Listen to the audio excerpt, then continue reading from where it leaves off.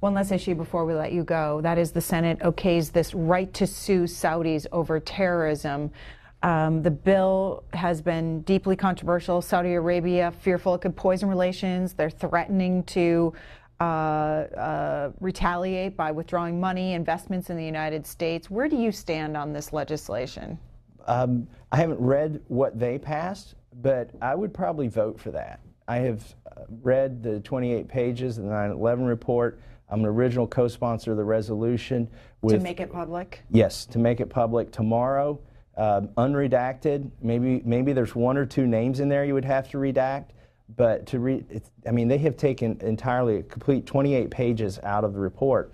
And one of the arguments that I've made for releasing that report is so that you can discover the chain of culpability or liability for the victims.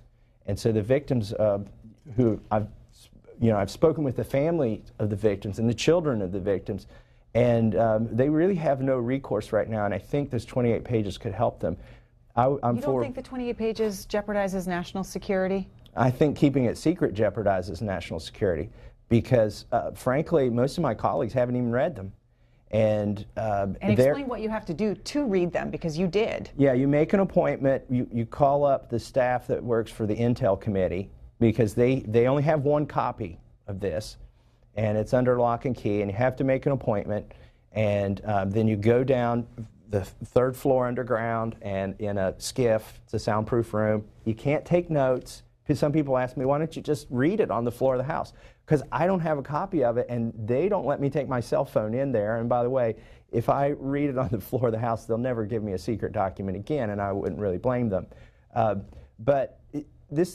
Grown-ups can read this report and see that it's not going to jeopardize our national security. It may jeopardize relationships with other countries, but so be it. The truth needs to get out for the victims' families and for our national policy, for our foreign policy, because we are debating the NDAA this week, right, which has policy implications for the Middle East, yet people voting on the NDAA this week have not read the 9/11 report, the full report with the 28 pages in it, yet they're crafting policy ostensibly to prevent another 9/11. Well, if you don't know what caused the first 9/11, how are you going to prevent another one?